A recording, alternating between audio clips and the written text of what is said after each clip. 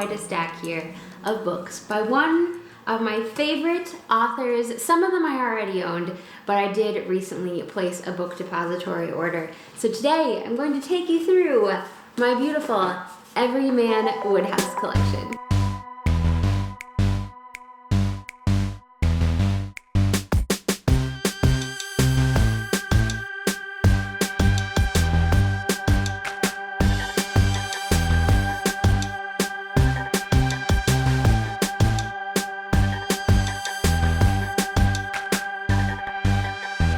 So I will confess, I was hoping to make this video a where to start with PG Wodehouse video. I would really like to do that at some point, but I think I need to kind of map out my thoughts a little bit more, maybe reread a few more Wodehouses to make sure I give some really great recommendations. But this could maybe be like the sort of preface to my Wodehouse guide, because I do have quite a few of the different worlds of Wodehouse in this haul, in this collection. So before we get started, I wanted to let you know that I am planning to do another live stream book club. I've done a couple of these on my channel before. We are going to be reading Wodehouse. It's going to be on February 27th at 3 p.m. And the book that we're going to be discussing is Leave It to Smith. This is one of my absolute favorite Wodehouse novels. This actually is not a bad place to start with Wodehouse, because you get the world of Smith. The P is silent. It's like pterodactyl. You know, it's funny, when I say Leave It to Smith, like, I can see the silent P in my mind. So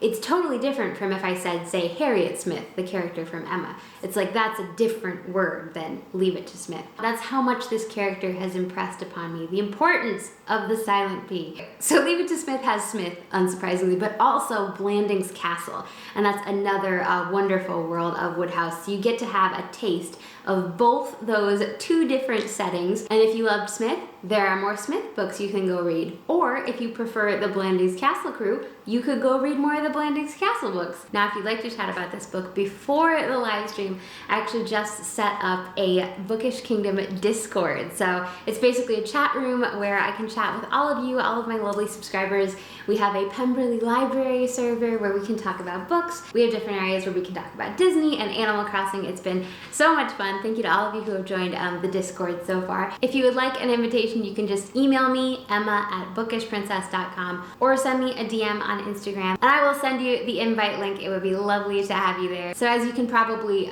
discern from the cover of this, this is an old favorite. I've had this edition for a while. I would highly recommend Leave It to Smith. It's probably my favorite of the Smith books, but this is not the only place where we meet Smith. I also have Mike and Smith.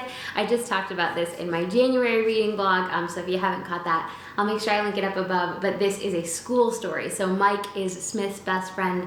They both meet at Sedley. It's kind of like their senior year of high school. It's the last year before they would go off to Cambridge or Oxford. Wodehouse actually began his writing career writing school stories. Lots of cricket, just such a fun time, and so fun to meet Smith when he's young. We also have Smith in the City. Kind of parallels Wodehouse's life, because Smith is working in a bank, and Wodehouse himself was actually working in a bank. He found it very dull, just as Smith finds it dull, but Smith finds ways to liven it up. You don't need to worry about that. There is one Smith book that I'm missing, and that is Smith Journalist, so I will probably have to grab the Everyman edition of that soon. All of my new Everymans I bought from Book Depository. They have quite a nice selection on there. My mom loves Wodehouse too, and she recently was saying, oh, I love those Everyman editions. It would be great to have more of these. So this is sort of our joint collection, and when she said that, that made me realize, well, what am I waiting for? I should definitely order some more. This, I think, is actually an older one, though. Thank you, Jeeves. While pursuing the love of his life, American heiress Pauline Stoker, Lord Chuffy Chuffnell, borrows the services of Jeeves, the perfect gentleman's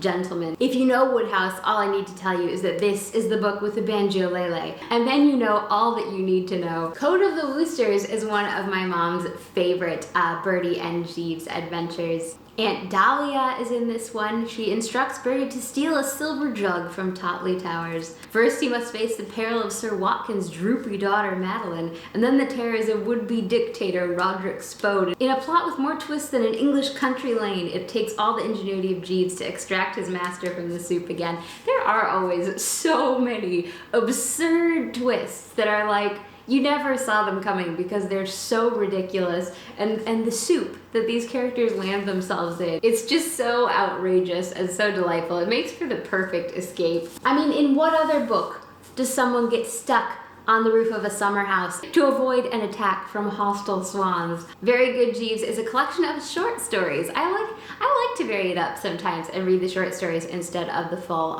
novels, because you kind of get to breaks in the story more often. Although, like that last blurb said, there are so many twists and turns that you do come to fairly good breaks in the story, even in a novel. Next, we come to the world of Mulliner. Honestly, if I had to pick my top two PG Wodehouse worlds, it would probably be Smith and Mulliner. We were just talking about short stories, and Mulliner is great because each chapter is its own freestanding story. So it's nice to just kind of pick up, read a chapter, put it down. They're all tied together because they are all stories told by Mr. Mulliner in the bar room of the Angler's Rest, and they are about Mr. Mulliner's menagerie of relatives. He has quite an extraordinary set of relations. Lancelot, Adrian, Cyril, Sacheverell, Eustace, Egbert, and Augustine. I don't think this one has Buck UFO.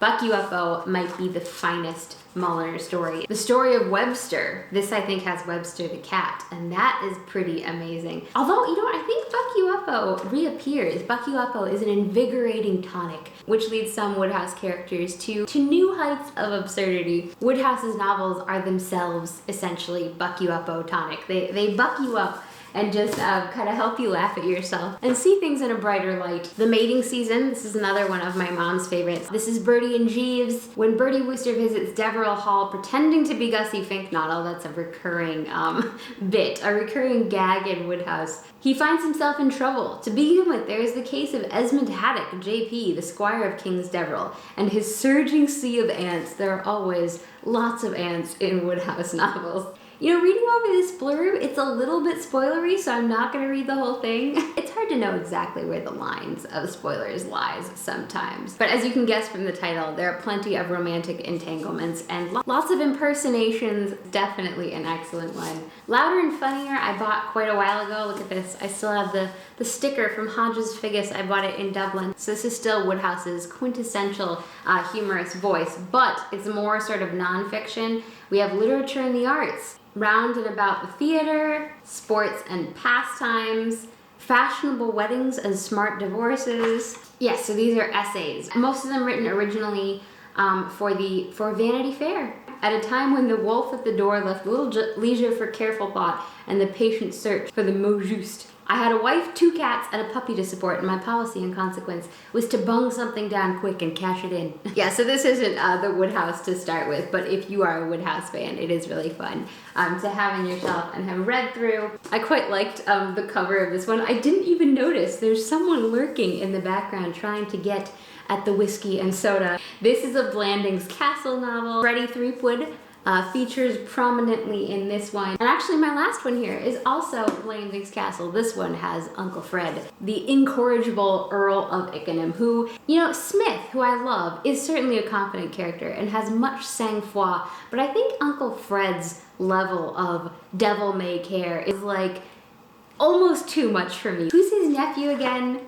That he takes to the dog races. Pongo, that's his nephew. Pongo finds Lord Emsworth very stressful, and sometimes I find Lord Emsworth's shenanigans just a little bit too stressful. It's like Bertie is himself stressed out, so that maybe diffuses the situation. But Lord Emsworth is so absurdly nonchalant that you sympathize with Pongo. You feel on the edge of your seat a little bit. Anyway, that's my Wodehouse haul for today. I hope you guys enjoyed it. I would love to hear from you down in the comments if you're planning to join us for the Leave It to Smith read along or live stream, or if you have a favorite Wodehouse.